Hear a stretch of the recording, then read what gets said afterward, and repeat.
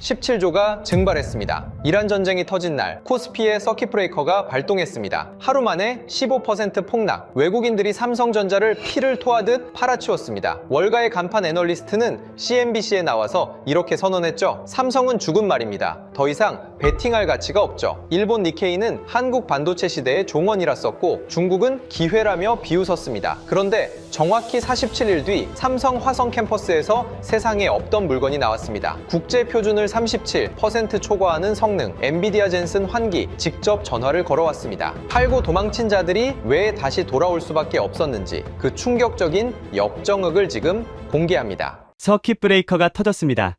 코스피가 하루 만에 15% 증발했어요. 대한민국 증시 역사상 최악의 하락률이었습니다. 저는 그 순간 여의도 블룸버그 서울지국 모니터 앞에 서 있었습니다. 닐스 베커, 블룸버그 통신 서울 특파원 8년차. 전쟁도 보고 금융위기도 봤지만 이런 화면은 처음이었어요. 숫자들이 전부 빨간색이었습니다. 삼성전자, SK하이닉스, 현대차, LG, 코스피에 상장된 거의 모든 종목이 수직으로 떨어지고 있었죠. 매도 물량이 쏟아지는데 받아주는 사람이 없었습니다. 화면이 얼어붙었어요. 거래 자체가 멈춘 겁니다. 하루 전까지만 해도 이런 일은 상상도 못했습니다. 3월 2일 밤 11시 47분, 유가 62달러, 코스피 선물 4180포인트. 제 모니터에 찍힌 마지막 평화로운 숫자들이었어요.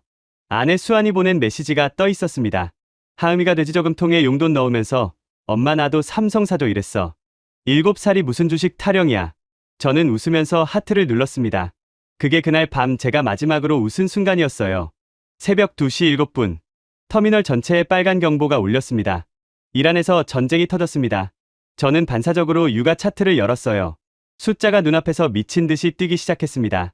70달러, 80달러, 90달러, 100달러, 장중 119달러까지 치솟았죠. 뉴욕 본사에서 전화가 쏟아졌습니다. 서울 상황 어때? 한국 시장 열리면 어떻게 될 것 같아? 솔직히 저도 몰랐습니다. 심장이 미친 듯이 뛰는데 머리가 안 돌아갔어요. 그리고 아침 9시, 한국 증시가 열렸습니다. 개장 동시에 코스피가 곤두박질 쳤습니다. 1분에 1%씩 빠지는 게 눈에 보였어요. 삼성전자가 순식간에 추락했습니다.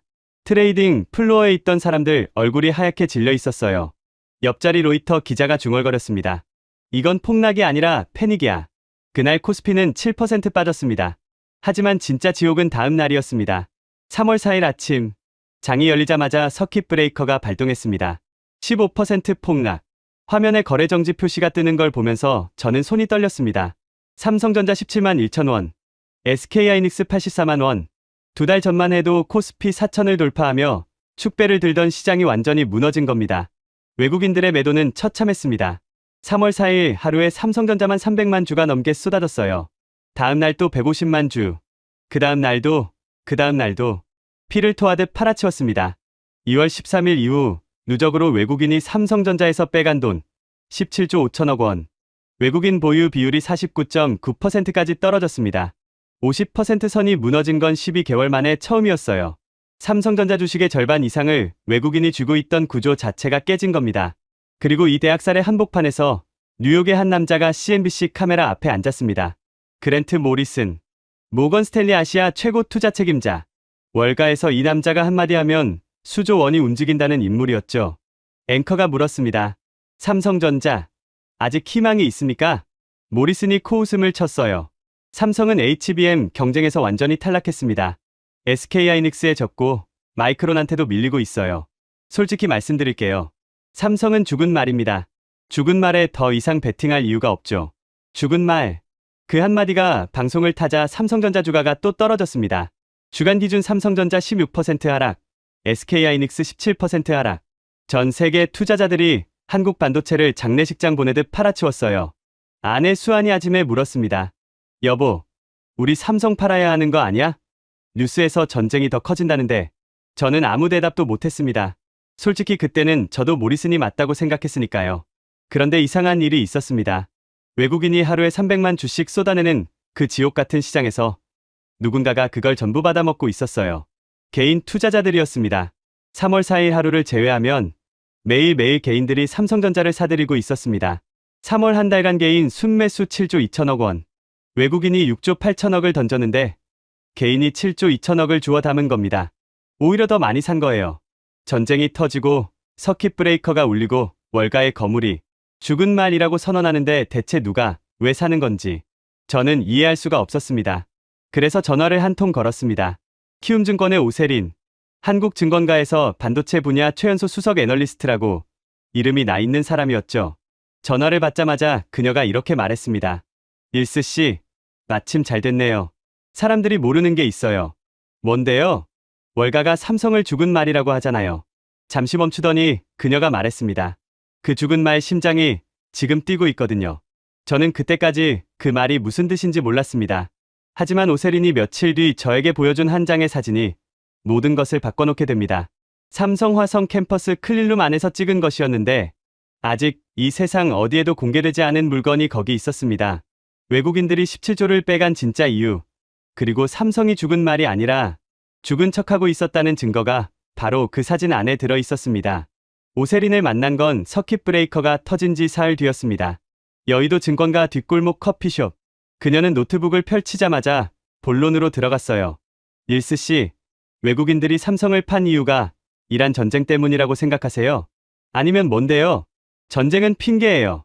진짜 원인은 따로 있습니다. 오세린이 차트 하나를 띄웠습니다.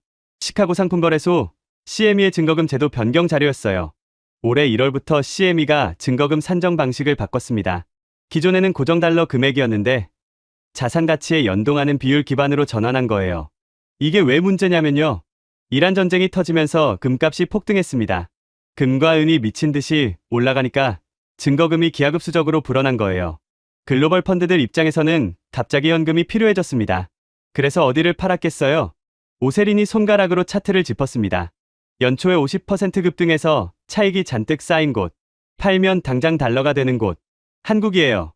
저는 그제야 퍼즐이 맞춰지기 시작했습니다. 코스피는 연초 대비 50% 넘게 올라 있었거든요. 외국인 입장에서 한국 주식은 이미 잔뜩 먹은 과일이었던 겁니다. 전쟁이라는 구실이 생기니까 차익 실현과 증거금 확보를 동시에 할 수 있었죠. 거기에 원달러 환율이 1,500원을 돌파하면서 달러 환산 수익이 계속 깎이고 있었습니다. 팔면 팔수록 원화가 약해지고 원화가 약해지면 더 팔고 싶어지는 악순환이었어요. 결국 시스템적 매도라는 거네요. 삼성이 나빠서가 아니라 정확합니다. 그런데 월가는 이걸 삼성의 구조적 문제인 것처럼 포장했어요. 오세린이 모리슨의 CNBC 인터뷰 영상을 틀었습니다. 삼성은 HBM 경쟁에서 탈락했다. SK하이닉스에 완패했고 마이크론한테도 밀린다. 모리슨의 목소리가 커피숍에 울렸어요. 오세린이 영상을 멈추고 말했습니다. 이 사람이 말하는 게 100% 거짓말이냐면 그건 아니에요. 삼성이 HBM3에서 뒤처진 건 사실이거든요. 작년 3월 주주총회에서 삼성이 직접 고개 숙이고 사과했잖아요. 맞습니다. 저도 그 장면을 취재했으니까요. 삼성전자 경영진이 주주들 앞에서 HBM 실패를 인정한 건 삼성 역사상 전례가 없는 일이었어요. 그런데 말이죠. 오세린이 목소리를 낮췄습니다. 그 사과 이후에 삼성이 뭘 했는지 아는 사람이 거의 없어요. 모리슨도 몰라요. 월가도 몰라요. 뭘 했는데요? HBM3를 건너뛰었습니다. 저는 커피잔을 내려놓았습니다. 건너뛰었다고요? 무슨 소리예요? 말 그대로예요. 삼성은 HBM3에서 SK하이닉스를 따라잡는 걸 포기했어요. 대신 한 세대를 통째로 건너뛰고 HBM4로 직행한 겁니다. 반도체 업계에서 세대를 하나 건너뛴다는 건 말이 쉽지 목숨을 거는 도박이에요. 이전 세대에서 쌓아야 할 공정 노하우를 전부 스킵하고 한 번에 다음 레벨로 가겠다는 거니까요. 실패하면 격차가 2배로 벌어집니다. 미쳤네요. 미친 게 아니라 계산한 겁니다. HBM3에서 아무리 따라잡아봤자 2등이에요. 2등은 시장에서 의미가 없거든요. 그래서 판을 바꾼 거예요. 10나노급 6세대 원시 D램, 기반 HBM 4.12단 적층. 이걸 18달 안에 양산하겠다고 결정한 겁니다. 18달이면 엔지니어들이 3,200명이 세 교대로 풀가동했어요. 화성 캠퍼스에서 1년 반 동안. 저는 잠시 말을 잃었습니다. 3,200명이 1년 반 동안 세 교대라니. 그게 어떤 삶인지는 상상만 해도 알 수 있었어요. 오세린이 가방에서 낡은 공책을 하나 꺼냈습니다. 겉표지가 누렇게 바랜 작업 일지였어요. 1983년이라는 숫자가 적혀 있었습니다. 이건 우리 할아버지 거예요. 오창식. 삼성기흥 반도체 공장 1세대 장비기술자였어요. 그녀가 첫 페이지를 펼쳤습니다. 빼곡한 손글씨가 보였어요. 12월 1일. 64K D램 양산 성공. 수율 11%, 일본과의 격차 4년, 반드시 따라잡는다. 그녀가 공책을 덮으며 말했습니다. 할아버지가 43년 전에 수율 11%에서 시작했어요. 일본을 4년 뒤에서 쫓아가던 나라가 지금은 세계 최초 HBM사 양산을 눈앞에 두고 있는 겁니다. 저는 그 낡은 공책을 보면서 묘한 감정이 들었습니다. 43년 전의 손글씨와 지금 화성 캠퍼스 클린룸이 하나로 이어지는 느낌이었어요. 그래서 HBM사가 진짜 됐어요? 양산이 가능한 거예요. 오세린이 핸드폰을 꺼냈습니다. 이걸 보세요. 그녀가 보여준 건 사진 한 장이었습니다. 삼성 화성 클린룸에서 찍은 것이었어요. 방진복을 입은 누군가의 장갑 낀 손 위에 아직 세상에 공개되지 않은 물건이 올려져 있었습니다. HBM사 웨이퍼. 동그란 원판 위에 반도체 칩들이 빼곡히 박혀 있었어요. 이 사진의 출처는 아직 말씀드릴 수 없어요. 하지만 여기 보이는 수율 마커를 보세요. 저는 반도체 공정 전문가는 아닙니다. 하지만 8년 차 한국 반도체 산업 취재를 하면서 웨이퍼 사진 정도는 읽을 줄 알게 됐어요. 그리고 그 수율 마커가 의미하는 바는 제가 생각했던 것보다 훨씬 놀라운 수준이었습니다. 이게 사실이면 사실이에요. 모리슨이 완전히 틀린 거네요. 틀린 정도가 아니에요. 오세린이 노트북을 닫으며 말했습니다. 삼성이 죽은 말이 아니라 죽은 척 숨어서 한 세대를 통째로 뛰어넘은 겁니다. 그리고 이제 곧 뛰어나옵니다. 저는 커피숍을 나오면서 본사의 기사를 쓸까 잠시 고민했습니다. 하지만 아직 공식 발표 전이었고 오세린도 출처를 밝힐 수 없다고 했어요. 그리고 무엇보다 그녀가 마지막에 한 말이 귀에 걸렸습니다. 아직 기사 쓰지 마세요.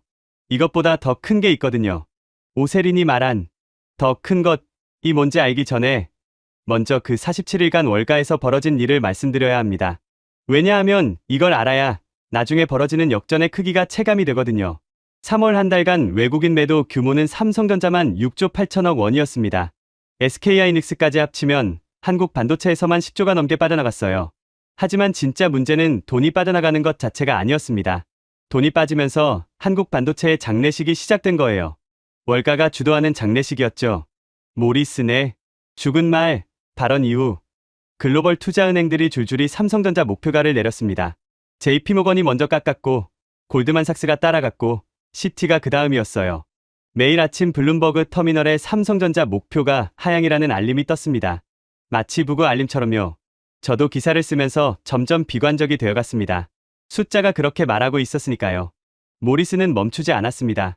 CNBC에 이어 블룸버그 TV에도 나왔고 파이낸셜 타임스의 기고문까지 실었어요.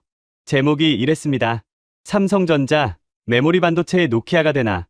노키아. 한때 휴대폰 세계 1위였다가 스마트폰 시대에 완전히 사라진 그 회사요.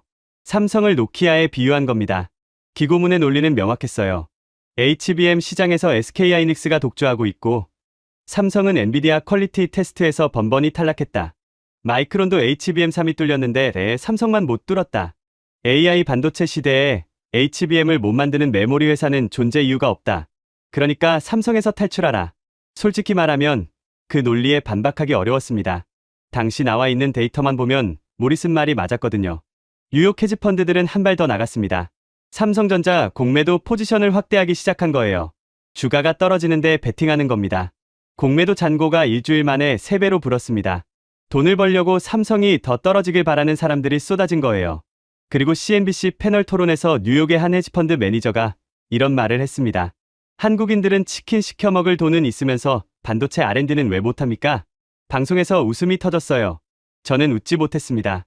8년간 한국에서 살면서 한국 사람들이 치킨을 얼마나 좋아하는지 알거든요. 그리고 그 치킨 값을 벌기 위해 얼마나 오래 일하는지도요. 하지만 그 순간 월가에서 한국은 그냥 조롱의 대상이었습니다. 한국 온라인 커뮤니티는 폭발했어요. 치킨 발언이 실시간 검색어 1위에 올랐고 한국 반도체 무시하는 월가 갑질이라는 기사가 쏟아졌습니다. 분노하는 사람들이 많았지만 동시에 불안한 사람들도 많았어요. 진짜 삼성이 망하는 거 아니냐고. 코스피는 4천이 무너졌습니다. 3,800, 3,700, 3,500. 연일 하락이었어요.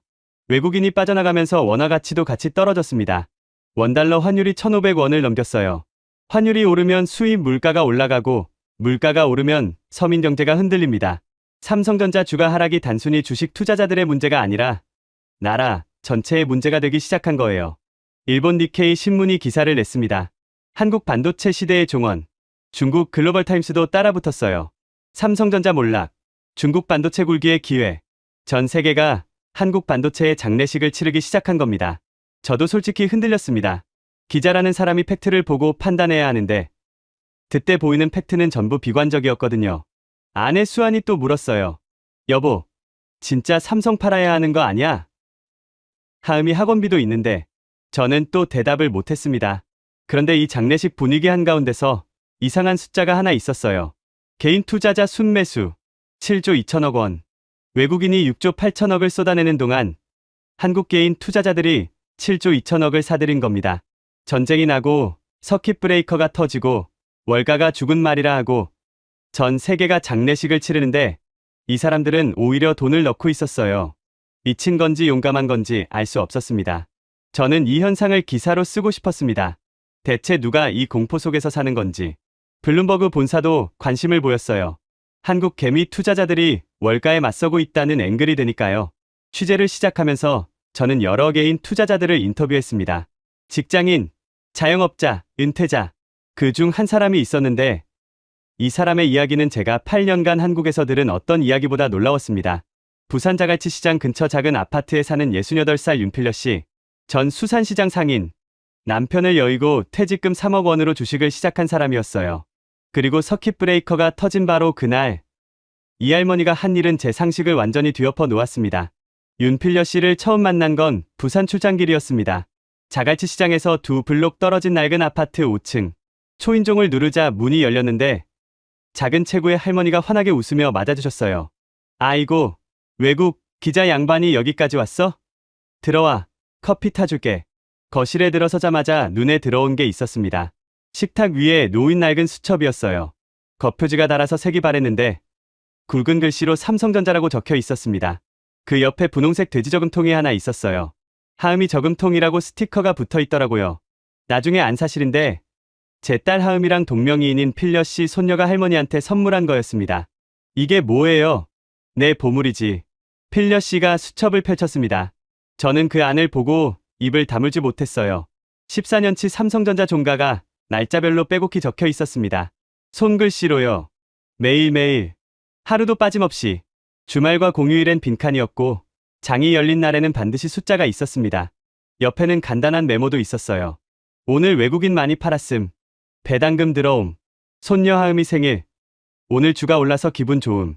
이걸 14년째 쓰시는 거예요. 남편이 죽고 나서 시작했어. 자갈치에서 40년 장사하다가 퇴직금 3억 받았거든. 은행에 넣어봤자 이자가 쥐꼬리만 하잖아. 그래서 주식 시작했지. 그런데 왜 하필 삼성이에요? 우리 아들이 삼성에서 일하거든. 필려 씨 아들 윤재한. 42살. 삼성전자 화성 캠퍼스에서 일하는 반도체 엔지니어라고 했습니다. 아들이 뭐 하는지는 잘 몰라. 반도체 모시기 한다는데 내가 그런 건 모르잖아. 근데 그 애가 맨날 밤새고 주말도 없이 일하는 건 알거든. 그러니까 삼성이 잘 되겠지 하는 거야. 저는 웃음이 나왔습니다. 투자 논리라고 하기엔 너무 단순했으니까요. 그런데 필려 씨의 다음 말에 웃음이 싹 사라졌습니다. 서킷 브레이커 터진 날 있잖아. 3월 4일. 네. 그날 내가 가진 돈 70%를 삼성에 넣었어. 네. 퇴직금 3억에서 시작해서 14년 동안 불린 게 좀 있거든. 그 중에 70%를 그날 넣었어. 저는 귀를 의심했습니다. 서킷 브레이커가 터진 날이요. 코스피가 15% 폭락하고 전쟁이 확대되고 전 세계가 패닉에 빠진 바로 그날에 전 재산의 70%를 넣었다고요. 할머니, 그날 뉴스 안 보셨어요? 전쟁 나고 주가 폭락한 날인데. 봤지. 그런데 왜 사셨어요? 필려 씨가 수첩을 뒤로 넘겼습니다. 페이지마다 빨간 동그라미가 쳐진 날짜들이 보였어요. 여기 봐. 이게 IMF 때야. 삼성 3만 원대까지 떨어졌어. 내가 샀어. 여기는 리먼 브라더스 때 40만 원대에서 13만 원까지 갔지. 또 샀어. 코로나 때는 4만 원대까지 빠졌어. 또 샀어. 빨간 동그라미 옆에는 전부 매수라고 적혀 있었습니다. 자갈치에서 40년 장사하면서 배운 거 하나 있어. 남들이 안 살 때가 제일 싼 거야. 생선도 그렇고 주식도 그래. 태풍 오면 다들 시장 안 오잖아. 그때 좋은 생선 싸게 들여놓는 거야. 태풍 지나가면 손님 다시 오거든. 하지만 이번엔 전쟁이잖아요. 태풍이랑은 다르지 않습니까? 필려 씨가 저를 똑바로 봤습니다. 전쟁이 나도 반도체는 필요해. 그 한마디에 저는 할 말을 잃었습니다. 전쟁 나면 미사일 만들잖아. 미사일에 반도체 들어가잖아. 탱크에도, 전투기에도, 드론에도 다 들어가. 전쟁이 나면 오히려 반도체가 더 필요한 거 아니야? 저는 8년차 금융기자를 하면서 수백 명의 애널리스트와 펀드 매니저를 만났습니다. 하버드 나온 사람, MIT 나온 사람, 골드만삭스 출신. 그 누구도 이렇게 단순하고 명쾌하게 말한 적이 없었어요. 전쟁이 나도 반도체는 필요하다. 팩트였습니다. 딸이 전화해서 엄마 미쳤어? 전쟁 났는데 그러더라고. 근데 내가 미친 게 아니라 파는 사람들이 미친 거야. 필려 씨가 수첩의 3월 4일 페이지를 보여줬습니다. 종가 옆에 매수라고 적혀 있었고 그 옆에 빨간 하트가 그려져 있었어요. 그리고 하나 더 있어. 뭔데요? 우리 재한이가 요새 집에 안 와. 네. 아들이 삼성에서 뭔가 만들고 있는 거야. 바빠서 전화도 못 받아. 엄마 나 요새 좀 바빠. 그 말만 하고 끊어. 아들이 그렇게 바쁜 건 좋은 거 만들고 있다는 소리거든. 월가의 슈퍼컴퓨터가 빅데이터를 돌려서 매도라고 결론 내린 그 시점에 부산의 68살 할머니는 아들이 집에 안 온다는 이유 하나로 매수를 결정한 겁니다. 필려 씨만 그런 게 아니었습니다. 3월 한 달간 개인 투자자 순매수 7조 2천억 원. 외국인이 6조 8천억을 쏟아낸 걸 개인이 전부 받아먹고 오히려 더 사들인 거예요.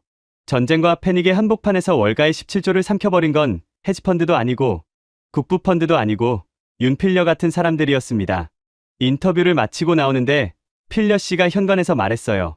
기자 양반, 기사 쓸 거면 이것만 써. 한국 사람들 겁쟁이 아니야. 자갈치 아줌마들이 태풍 무서워서 장사 덮겠어. 부산역으로 가는 택시 안에서 저는 생각했습니다. 필려 씨의 아들 윤재한이 삼성에서 뭘 만들고 있는 건지, 오세린이 보여준 클린룸 사진 속 HBM사 웨이퍼, 그리고 집에 안 오는 아들. 이것들이 전부 하나로 연결되는 느낌이었어요. 그리고 정확히 47일 후, 그 연결고리가 전 세계 앞에서 드러나게 됩니다. 그날은 아무런 예고도 없이 찾아왔습니다. 평범한 화요일 아침이었어요. 저는 여의도 지국에서 커피를 마시며 아시아 시황 리포트를 쓰고 있었습니다. 이란 전쟁은 교착 상태에 빠져 있었고 유가는 90달러대에서 횡보 중이었어요.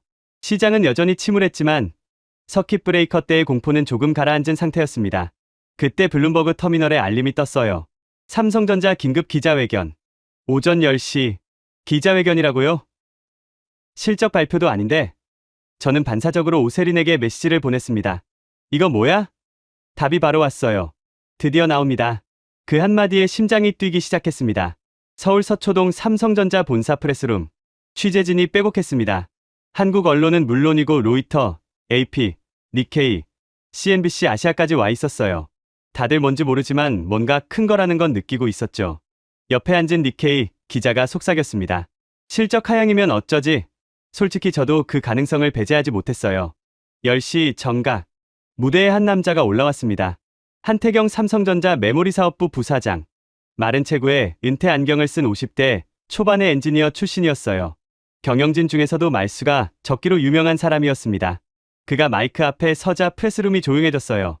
잠시 침묵이 흘렀습니다. 그리고 그가 입을 열었습니다. 작년 3월 주주총회에서 저는 고개를 숙였습니다. 조용하지만 단단한 목소리였어요.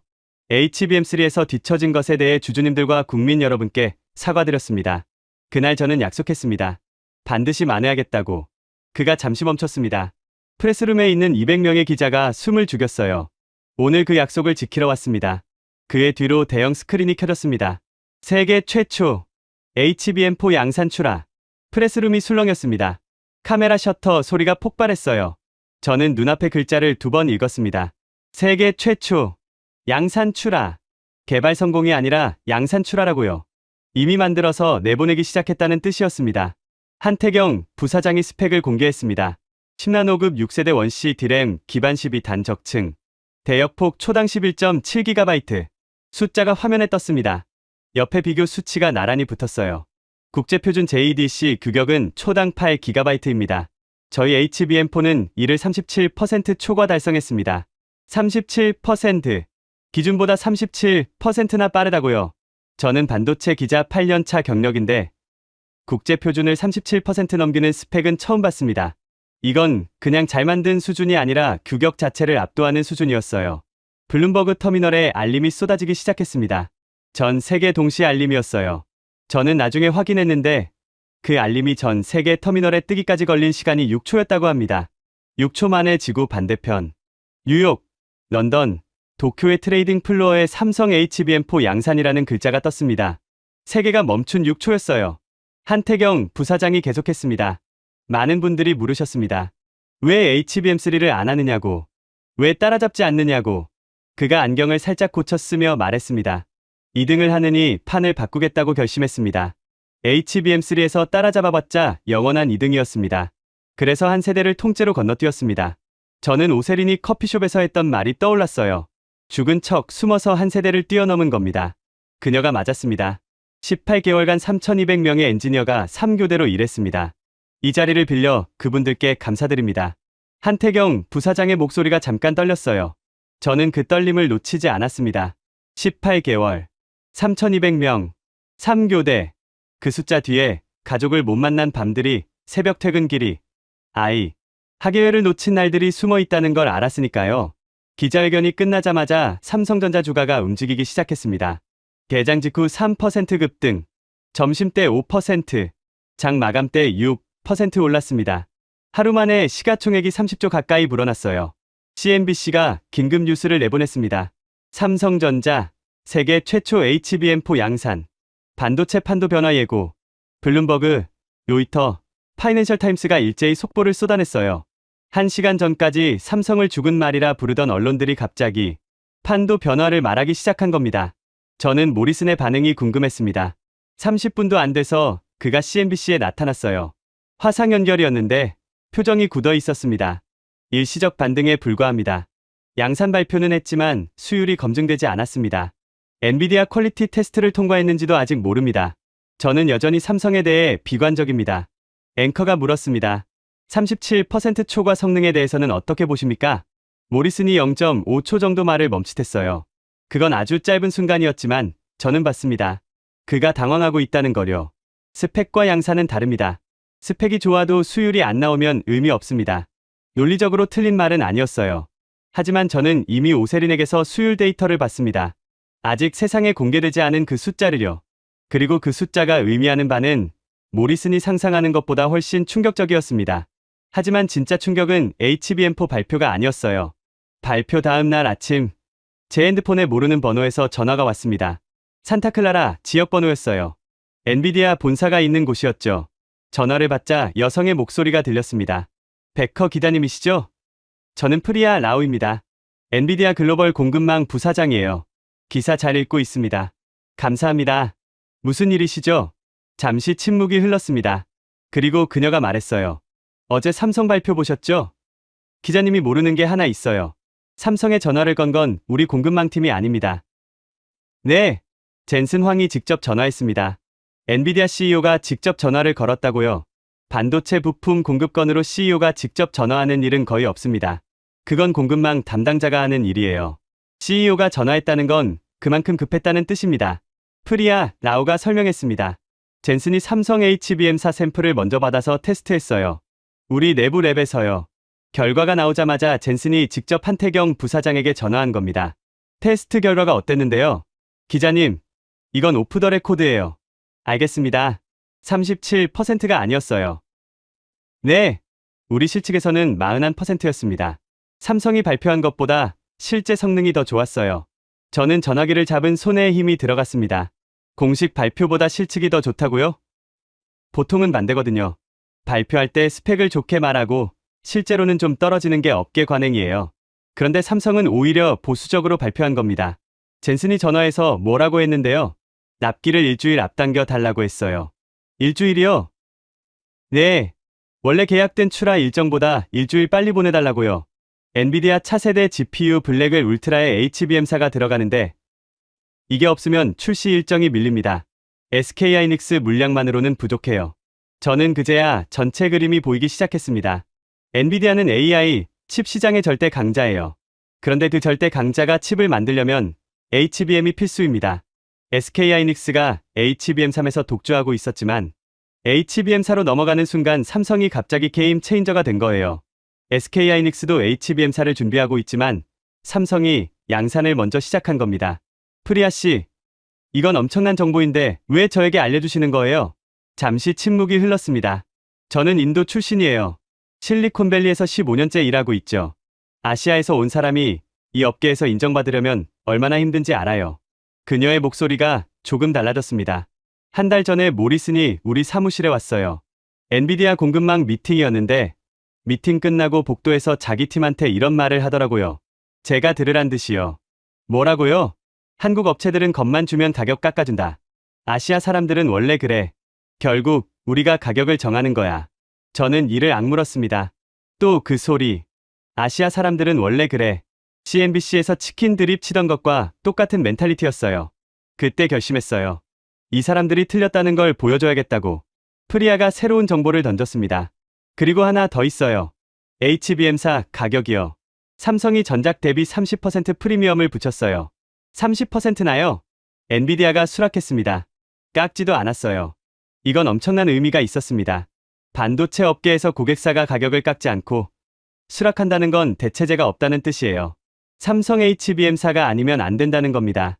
구글 브로드컴 쪽 HBM 물량도 60% 이상 삼성이 가져갈 거라는 얘기가 안에서 돌고 있어요. 트렌드포스 전망치도 3분기 삼성 점유율 40%, 4분기 60% 초과예요. 숫자가 머릿속에서 쌓이고 있었습니다. 37% 초과 성능, 실측 41%, 납기 앞당김 요청, 30% 프리미엄 수락, 점유율 60% 전망. 이게 죽은 말이라고요? 프리아 씨, 마지막으로 하나만 물어볼게요. 모리슨이 삼성은 죽은 말이라고 한 거 알잖아요. 그 이후에 모리슨한테서 연락 온 적 있어요? 프리아가 웃었습니다. 당연하죠. HBM사 발표 나자마자 전화 왔어요. 뭐라고 하던가요? 삼성 HBM사가 진짜냐고 물었어요. 뭐라고 답했는데요? 전화를 끊었습니다. 저는 웃음이 터질 뻔했습니다. 월가의 거물이 죽은 말이라고 조롱하던 회사 얘기를 물어봤는데 엔비디아 부사장이 전화를 끊어버렸다니요. 프리아와 통화를 마치고 저는 바로 오세린에게 연락했습니다. 엔비디아 측 정보를 전했더니 그녀가 말했어요. 일스 씨, 이제 진짜 중요한 숫자를 보여드릴 때가 된 것 같네요. 진짜 중요한 숫자요? HBM사가 뭘 바꾸느냐의 답이에요. 삼성전자 2026년 실적 전망치. 이 숫자를 보면 모리슨이 왜 전화를 걸었는지 이해하실 겁니다. 오세린이 보내온 파일을 열었을 때 저는 숫자를 3번 다시 확인했습니다. 삼성전자 2026년 영업이익 전망 200조 원. 200조요. 이게 얼마나 큰 숫자인지 감이 안 오실 수 있으니까 비교를 하나 해드릴게요. 대한민국 1년 국가 예산이 약 680조 원입니다. 삼성전자 한 회사의 영업이익이 국가 예산의 30%에 육박하는 거예요. 한 회사가요. 오세린이 숫자를 하나씩 풀어줬습니다. 키움증권이랑 대신증권이 200조로 받고 SK증권은 180조, 하나증권은 매출 438조에 영업이익 190조로 잡았어요. 어디서 계산하든 최소 180조에서 200조 사이예요. 작년 대비 몇 퍼센트 증가해요? 작년 4분기만 봐도 매출 93조, 영업이익 20조였어요. 전년 동기 대비 200% 증가. 역대 최대 실적이었죠. 올해는 그걸 또 뛰어넘는 거예요. 그녀가 항목별로 쪼개줬습니다. 디램 매출 170% 증가, 낸드 매출 90% 증가. 특히 HBM사가 본격출하되면서 고부가 가치 메모리 비중이 급격히 늘어나는 구조였어요. 서버용 디램 가격 보세요. 연말이면 개당 $1,000를 넘길 것으로 전망됩니다. $1,000요? AI 서버 한 대에 HBM이 수십 개씩 들어가요. AI 데이터 센터가 전 세계에서 미친 듯이 지어지고 있잖아요. 수요가 공급을 완전히 압도하고 있는 거예요. 오세린이 띄운 차트가 인상적이었습니다. DDR5 16GB 계약가가 6달 만에 4배로 뛰었어요. 최신 제품뿐만이 아니었습니다. 구형 DDR 제품도 한 달에 20%씩 오르고 있었어요. 신형이든 구형이든 가리지 않고 가격이 폭등하고 있다는 건 시장 전체가 공급 부족이라는 뜻입니다. 이게 반도체 슈퍼사이클이에요. 오세린이 단호하게 말했습니다. 디램 수요 증가율이 연 30%에서 40% 사이예요. 그런데 공급 증가율은 20%밖에 안 돼요. 수요가 공급을 10%에서 20%포인트 초과하고 있는 겁니다. 노무라 분석에 따르면 이 슈퍼사이클은 최소 2027년까지 지속될 것으로 전망됩니다. 저는 계산기를 두드렸습니다.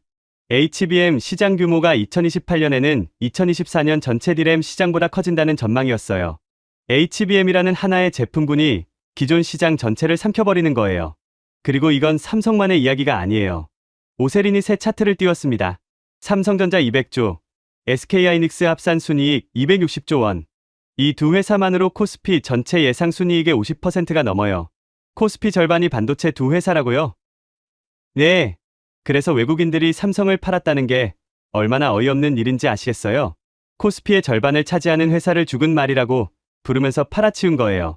오세리니 모리슨의 CNBC 인터뷰 화면을 다시 띄웠습니다. 삼성은 죽은 말이다라는 자막이 떠 있었어요. 그녀가 그 위에 200조라는 숫자를 겹쳐 놓았습니다. 영업이익 200조짜리 죽은 말. 세상에 이런 죽은 말이 어디 있습니까? 저는 웃었습니다. 하지만 오세리는 웃지 않았어요. 웃을 일이 아니에요. 릴스 씨. 이 숫자를 몰랐기 때문에 외국인들이 17조를 버린 거예요. 아니, 몰랐던 게 아니라 보려고 하지 않은 거예요. 한국을 깔봤으니까.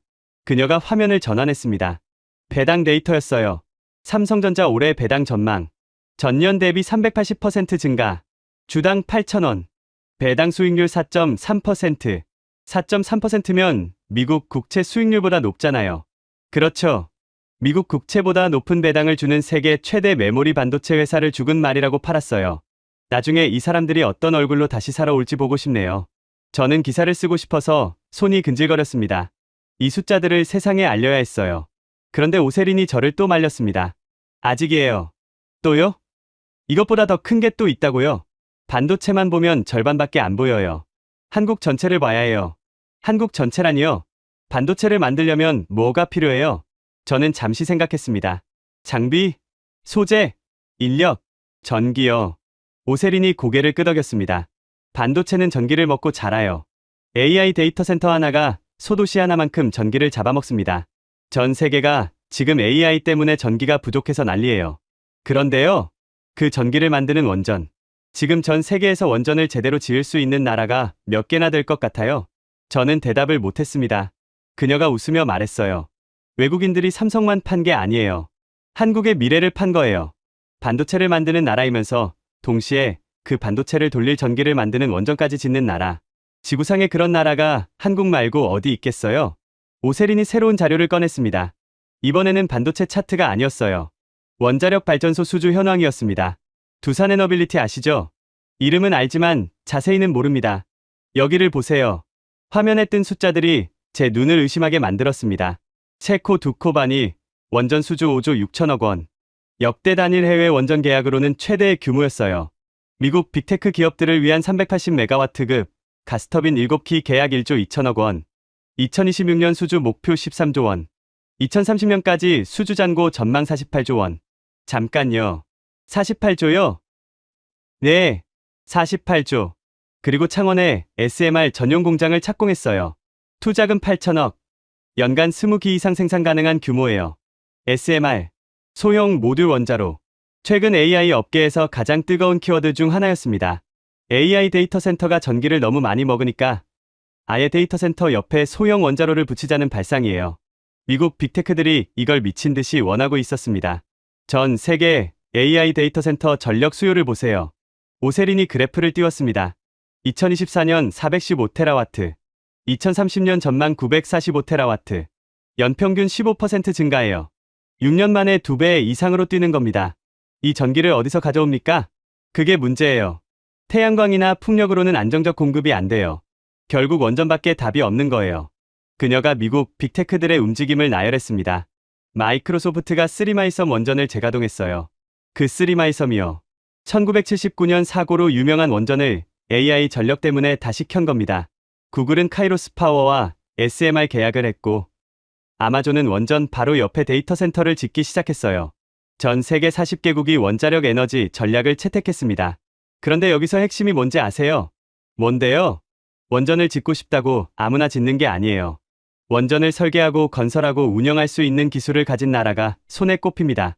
오세린이 손가락을 접어가며 세기 시작했습니다. 미국, 프랑스, 러시아, 중국, 한국, 끝이에요. 5개국뿐이라고요? 그것도 미국이랑 프랑스는 최근 수십 년간 신규 원전을 거의 안 지어서 건설 역량이 녹슬었어요. 러시아는 제재 때문에 사업이 막혀 있고 중국은 자기네 것 짓느라 바빠요. 결국 해외에서 원전을 수주하고 제때 지어줄 수 있는 나라는 사실상 한국뿐인 거예요. 저는 잠시 멍했습니다. 반도체를 만드는 나라, 그 반도체를 돌릴 원전을 짓는 나라. 이 두 가지를 동시에 할 수 있는 나라가 지구상에 한국밖에 없다는 거예요. 한태경 부사장이 작년 인터뷰에서 한 말이 있어요. 오세린이 영상을 틀었습니다. 한태경의 목소리가 나왔어요. 반도체는 전기를 먹고 자랍니다. 한국이 원전을 짓는 나라라는 건 반도체 전쟁에서 우리의 숨겨진 카드입니다. 숨겨진 카드. 그 표현이 정확했습니다. 월가는 삼성전자의 HBM만 보고 있었어요. HBM3에서 뒤처졌으니 삼성은 끝났다고 판단한 거죠. 하지만 그건 바다의 수면만 보고 깊이를 판단한 거예요.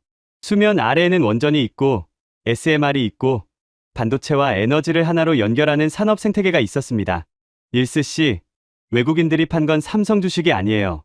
오세린의 목소리가 단단해졌습니다. 한국의 미래를 판 거예요. 반도체와 원전을 동시에 쥔 나라의 주식을 죽은 말이라고 부르면서 내다 버린 거예요. 이 사람들이 나중에 이 실수를 깨달았을 때 어떤 가격에 다시 사야 할지.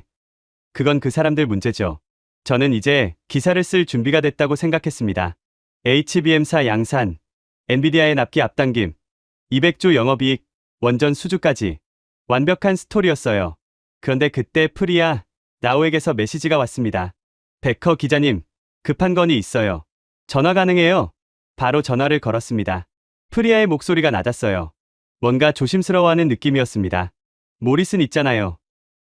네. 그 사람이 공개적으로는 삼성 팔라고 하잖아요. 네. 죽은 말이라면서요. 그런데요. 프리아가 한숨을 쉬었습니다. 그 사람이 개인 계좌로 삼성을 사고 있어요. 뭐라고요? 고객들한테는 매도하라고 하면서 자기는 몰래 사고 있는 거예요. 저는 전화기를 귀에서 뗐다가 다시 갖다 댔습니다. 제가 제대로 들은 건지 확인하고 싶었어요. 프리아 씨, 그게 확실해요. 확실해요. 제가 확인했어요. CNBC에 나가서 삼성은 죽은 말이라고 전 세계에 외치면서 뒤에서는 자기 돈으로 삼성을 사고 있다. 고객들 돈은 빼게 만들고 싸진 주식을 자기가 주워 담고 있다. 이건 사기였습니다. 수백만 투자자들을 속인 거예요. 하나 더 있어요. 프리아의 목소리가 더 낮아졌습니다. 모리슨 팀 내부 이메일을 봤는데요. 이런 문장이 있었어요. 한국인들은 패닉에 약하다. 겁을 주면 던진다. CNBC에서 치킨 드립을 쳤던 것. 삼성을 노키아에 비유한 것. 전부 계산된 공포 조장이었어요. 한국 투자자들을 겁줘서 팔게 만들고 싸진 주식을 자기가 사는 전략이었던 겁니다. 그 이메일에 한 줄이 더 있었어요. 한국 개미들은 치킨값도 아까워하는 사람들이야. 공포에 무너질 거야. 부산 자갈치 시장의 윤필려 할머니 얼굴이 떠올랐습니다. 서킷 브레이커가 터진 날 전 재산의 70%를 넣은 그 할머니. 전쟁이 나도 반도체는 필요하다고 했던 그 할머니. 모리슨이 겁쟁이라고 깔본 한국 개미들이 실제로는 7조 2천억으로 월가의 17조를 삼켜버렸어요. 무너지기는커녕 역으로 받아먹은 겁니다. 저는 결심했습니다. 이 기사를 씁니다. 기사를 쓰기 전에 마지막으로 확인해야 할 것이 있었습니다. 삼성화성 캠퍼스. HBM사가 태어난 현장을 직접 봐야 했어요. 기사를 쓰겠다고 마음먹은 다음 날 예상치 못한 전화가 왔습니다. 한태경 부사장이었어요. 베커 기자, 취재하고 계신다고 들었습니다. 한번 오시죠. 삼성이 먼저 문을 연 겁니다. 서킷 브레이커 직후에 인터뷰를 거절하던 삼성이요.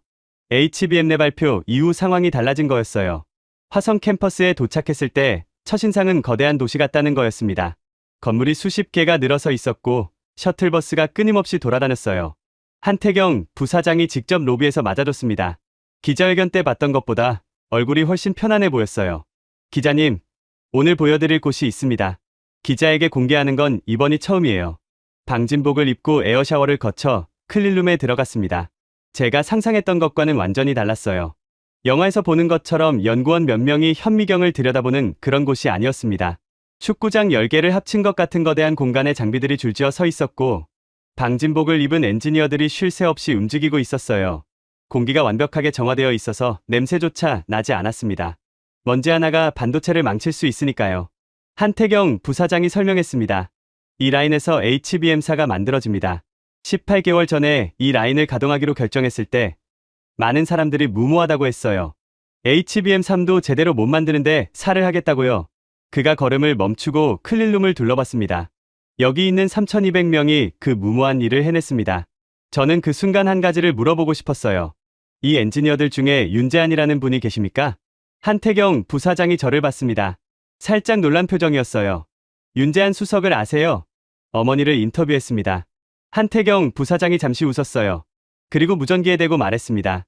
재한 수석, 잠깐 나올 수 있어? 5분 뒤 방진복을 벗고 나타난 남자는 42살이라기엔 훨씬 지쳐 보이는 얼굴이었습니다. 눈 밑에 다크서클이 짙었어요. 하지만 눈빛은 맑았습니다. 어머니를 인터뷰하셨다고요? 네, 부산에서 만났습니다. 어머니가 뭐라고 하시던가요? 아들이 집에 안 온다고 하셨어요. 바빠서 전화도 못 받는다고. 그래서 삼성이 뭔가 좋은 걸 만들고 있는 거라고 확신하셨더라고요. 윤재한 씨의 표정이 바뀌었습니다. 입술을 꽉 깨물었어요. 어머니가 삼성 주식 사신 거 알아요. 서킷 브레이커 날 넣으셨다면서요. 저는 솔직히 말리고 싶었어요. 그때는 HBM사가 될지 안 될지 저도 확신이 없었으니까. 지금은요? 지금은 됐죠. 그가 희미하게 웃었습니다. 18개월 동안 집에 2번 갔어요. 딸이 저한테 그러더라고요. 아빠 회사 망했어. 왜 집에 안 와? 망하기는. 세상을 바꾸고 있었는데. 한태경 부사장이 옆에서 듣고 있다가 말했습니다. 제안수석 같은 사람이 3,200명이에요. 이 사람들이 새벽에 출근해서 새벽에 퇴근하는 걸 18개월간 했어요. 가족을 못 만나고, 아이 학예회를 놓치고, 명절에도 집에 못 가고, 모리슨이 CNBC에서 죽은 말이라고 할 때, 이 사람들은 클린룸에서 웨이퍼를 깎고 있었습니다. 저는 오세린이 보여줬던 할아버지 작업 일지가 생각났습니다. 1983년 12월 1일, 64K 디램 양산 성공, 수율 11%, 일본과의 격차 4년, 반드시 따라잡는다. 한 부사장님, 이거 한번 보시겠어요? 저는 핸드폰에 저장해둔 오세린 할아버지 작업 일지 사진을 보여줬습니다. 한태경 부사장이 한참 들여다봤어요. 1983년, 오창식, 기흥공장 1세대 기술자, 오세린 애널리스트의 할아버지입니다. 수율 11%에서 시작했군요. 한태경 부사장이 고개를 들었습니다. 43년 전에 수율 11%로 시작한 나라가 지금 세계 최초 HBM사를 양산하고 있어요. 할아버지가 시작한 일을 손녀가 데이터로 증명하고 3,200명의 엔지니어가 현실로 만들었습니다. 이게 한국이에요. 클린룸을 나오면서 저는 아내 수환에게 메시지를 보냈습니다. 나 오늘 한국을 이해한 것 같아. 수환이 바로 답을 보내왔어요.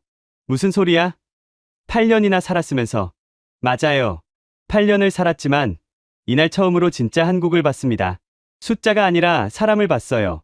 43년을 이어온 기술자들의 집념을, 새벽 클린룸에서 웨이퍼를 깎는 엔지니어들의 등을, 아들이 집에 안 오니까 삼성이 좋은 걸 만들고 있을 거라고 확신하는 어머니의 직감을요. 화성 캠퍼스를 나서면서 한태경 부사장이 마지막으로 말했습니다. 기자님, 기사 쓰실 거죠? 네, 쓸 겁니다. 제목을 뭘로 하실 건데요? 저는 잠시 생각했습니다. 그리고 답했어요. 죽은 말의 질주. 어떻습니까? 한태경 부사장이 웃었습니다. 좋은 제목이네요. 서울로 돌아오는 차 안에서 저는 노트북을 열었습니다. 기사 제목을 쳤어요. 죽은 말이 질주하다. 부제는 이렇게 달았습니다.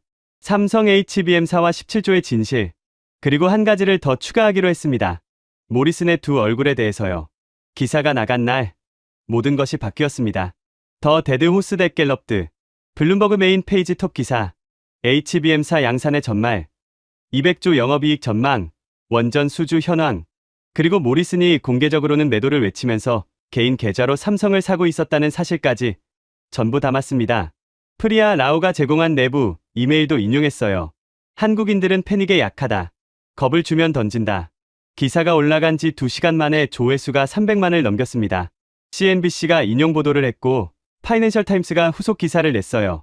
로이터가 모리슨 측에 공식 입장을 요청했지만 답이 없었습니다. 모리슨의 겁을 주면 던진다.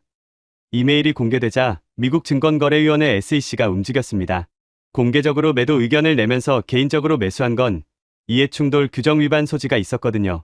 모건 스탠리가 내부 감사에 착수했고 모리슨은 아시아 CIO 직에서 자진 사임했습니다. 모리슨이 사임 전 마지막으로 블룸버그에 코멘트를 보내왔어요. 딱 한 줄이었습니다.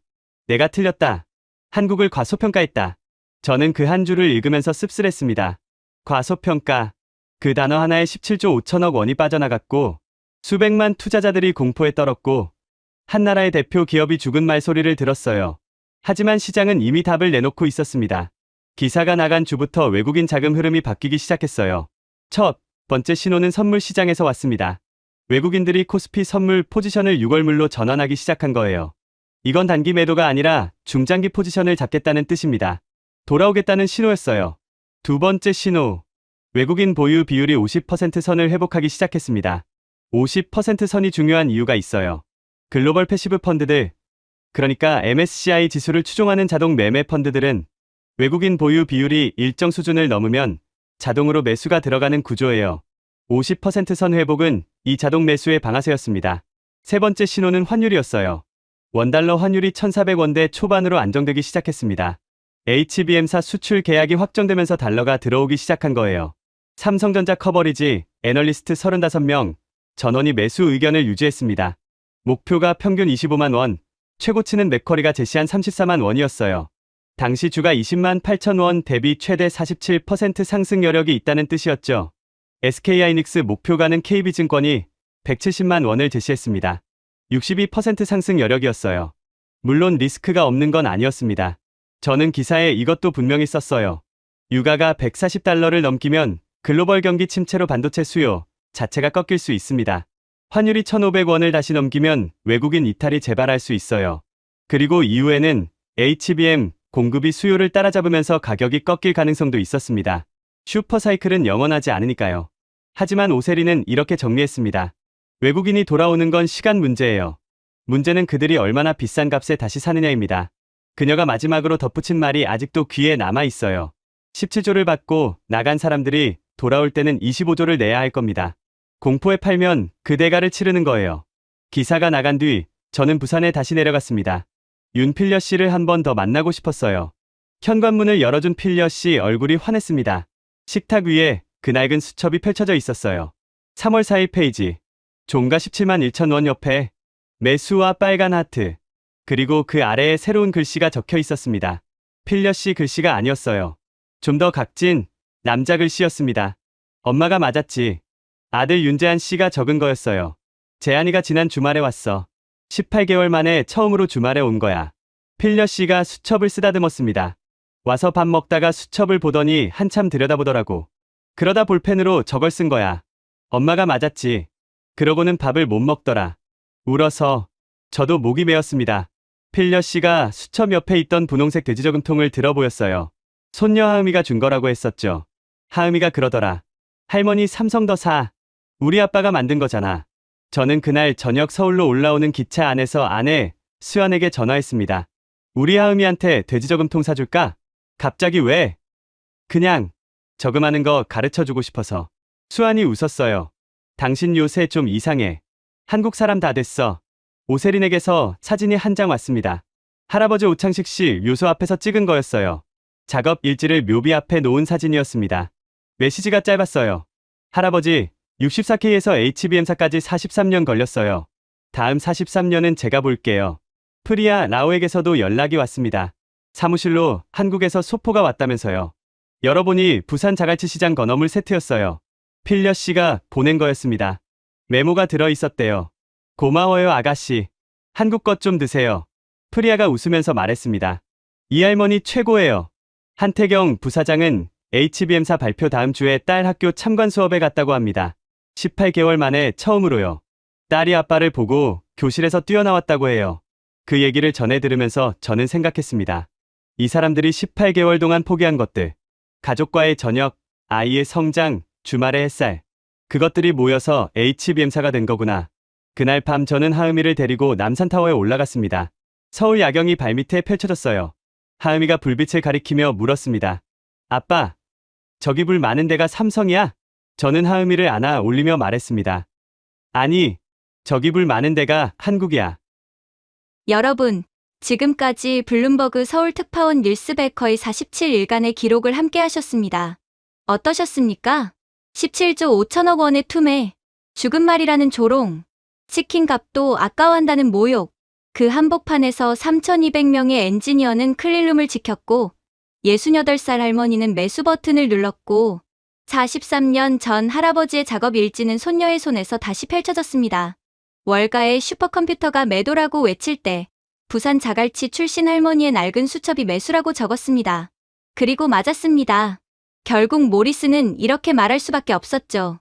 내가 틀렸다. 한국을 과소평가했다.